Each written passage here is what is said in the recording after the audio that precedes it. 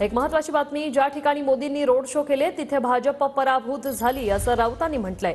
मोदींच्या road show साठी Mumbai metro बंद करण्यात आली होती असंही राऊत म्हणाले। एका महिन्यात मोदींनी महाराष्ट्रात 28 सभा घेतल्या।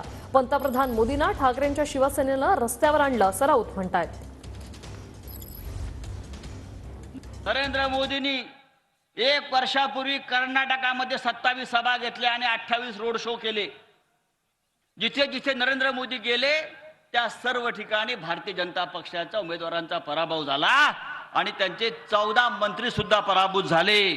त्याच्यामुळे नरेंद्र मोदी आले म्हणजे भारतीय जनता पक्ष जिंकला, गद्दार जिंकले असं होणार नाही।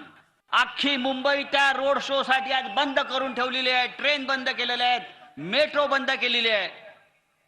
गेल्या 1 महिन्यामध्ये मोदींनी महाराष्ट्रामध्ये 28 सभा घेतल्या आणि मुंबईमध्ये आज रोड शो घेत आहेत।